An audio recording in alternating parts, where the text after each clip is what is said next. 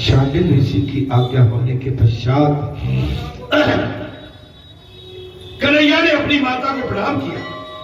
यशोदा की आंखों से हर्ष आंसू टपक पड़े। माता यशोदा की आंखों से हर्ष के आंसू टपक पड़े हैं। कन्हैया ने रोने का कारण पूछा।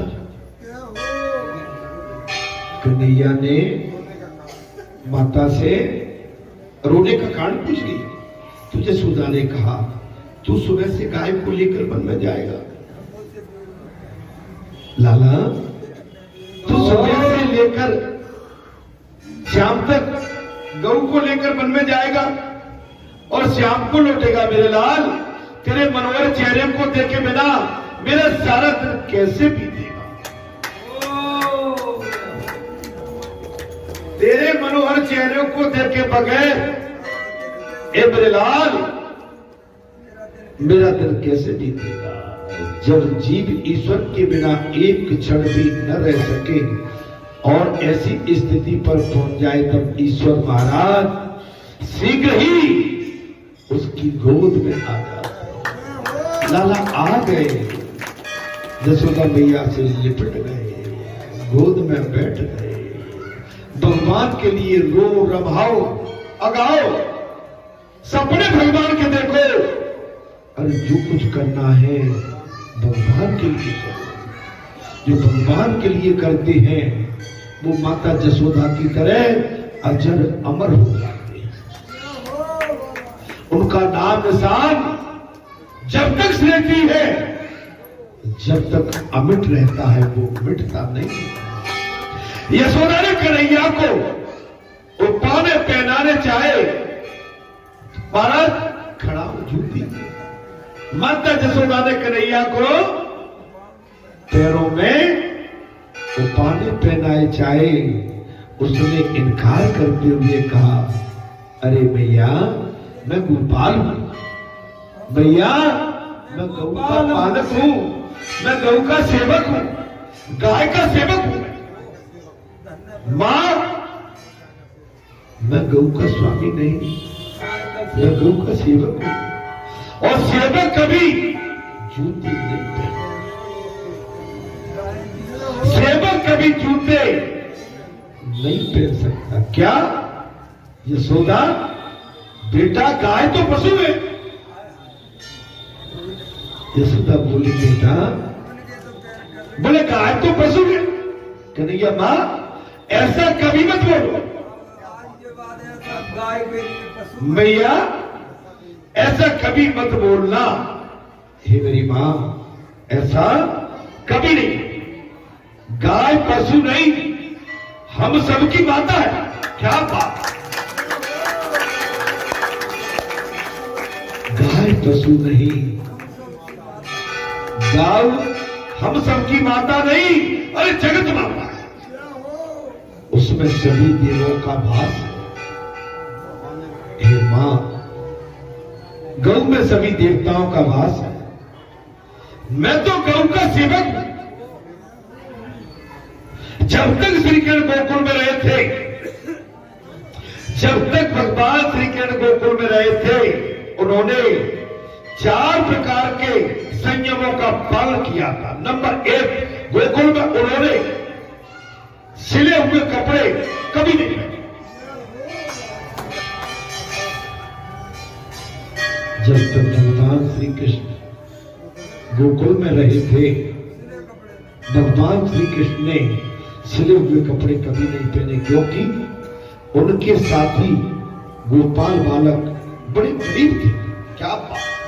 मेरे बाबा, उनके साथी बाल गोपाल बड़े गरीब थे, गरीब लगते। नंबर 2, जब तक गोकुल में रहे भगवान श्री कृष्ण, उन्होंने कोई शर्त धारण नहीं किया, हथियार नहीं। जब तक भगवान श्री कृष्ण गोकुल में रहे, अपने हाथ में कोई शर्त धारण नहीं किया। एक हाथ में माखन मिश्री और दूसरे हाथ में बांसुरी।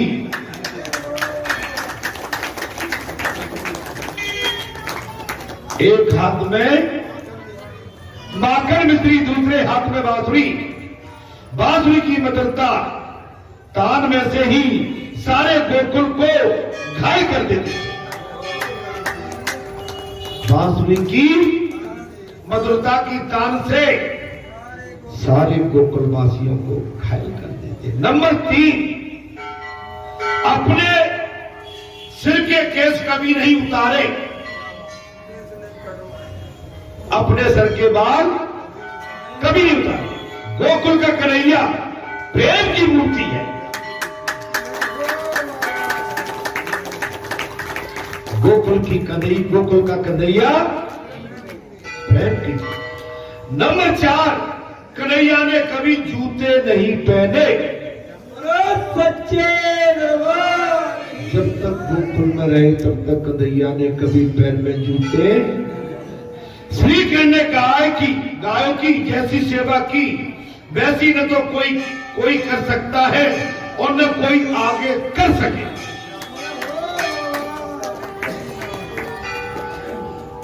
भगवान श्री कृष्ण ने 6 वर्ष की भीतर आयु के भीतर जो गौ की सेवा की है न ऐसा कोई कर सका और आगे कोई।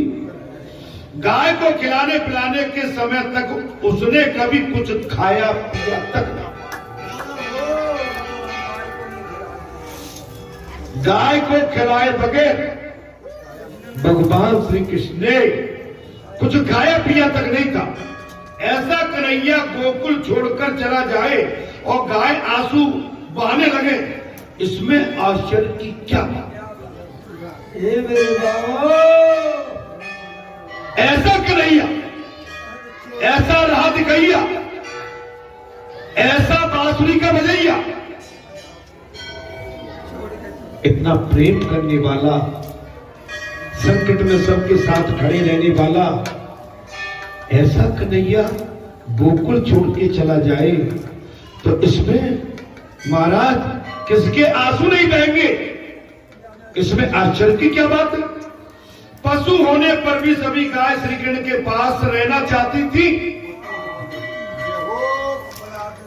ये तो पशु होने के बाद भी सारी गौ भगवान श्री कृष्ण के पास रहना चाहती थी। कन्हैया अपने पीताम्बरा से ही गौओं को पोंछते थे। कन्हैया अपने पीताम्बरा से गौ माता को पोंछा करते थे और अपनी मिठाई भी उन्हें खिला देते थे।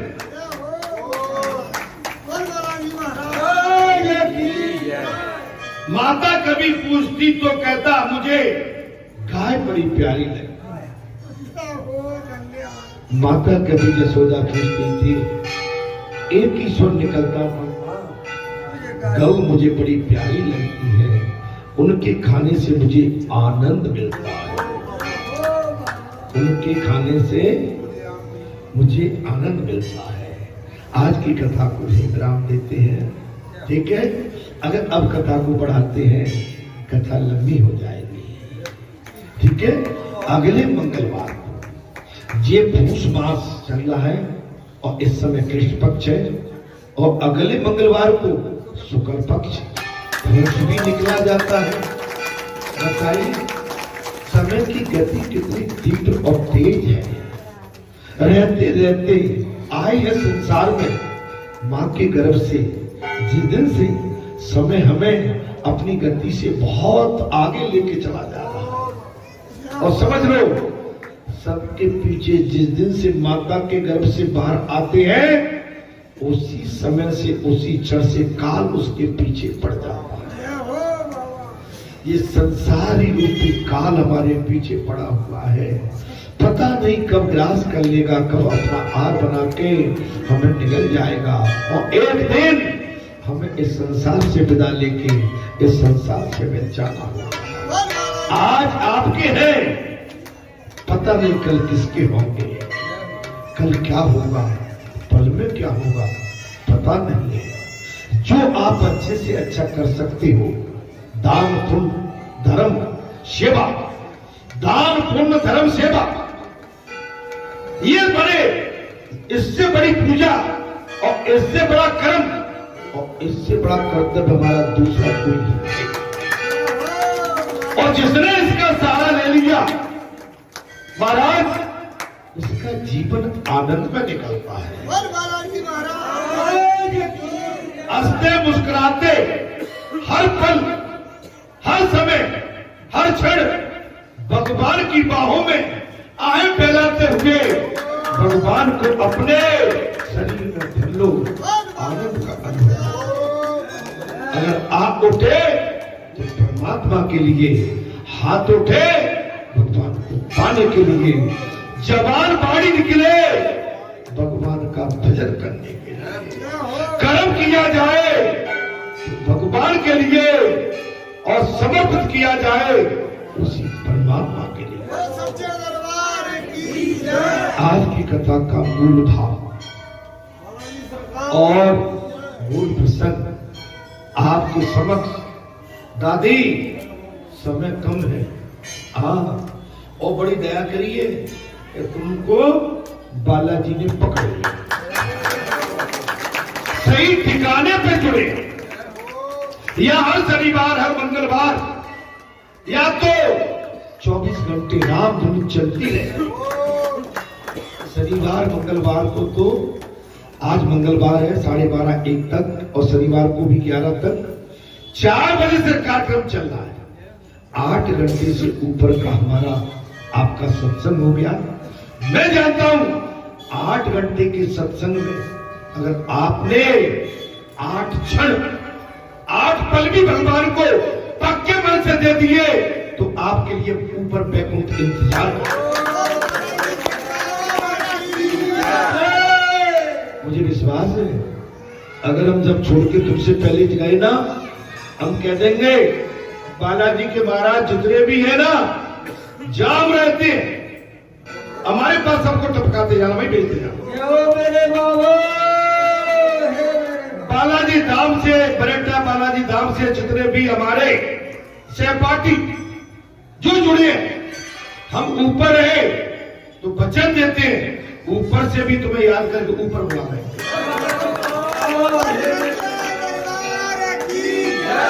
क्योंकि ऐसी गोष्ठी, ऐसी मित्रता कभी कई जन्मों के बाद प्राप्त होती है, एक जन्म में नहीं। ये जो भक्ति का जो इस समय धारा प्रभाव गंगा की सत्संग की धारा बह रही है, एक जन्म से नहीं, आपके हमारे कई जन्म लेने पड़े होंगे तब इस तरह का वातावरण हमारे साथ। मैं सभी को प्रणाम करता हूं, नमन करता हूं, दंडवत करता हूं। अगले मंगलवार को इसके आगे की कथा देके मैं आपके सम्मुख फिर हाजिर होता हूं। राम कथा मन बद बखानी, सुनी महेश परम सुखमानी। ऋष पूछी अरे भगत सुहाई, कई सम अधिकारी पाई। हे श्रोतागणों, हे भक्तों, हे संतों, हे महात्माओं, मैंने ये राम कथा आपको भगवान शंकर का स्वरूप जान के कही है। आपको कथा अच्छी लगी? सियापति राम।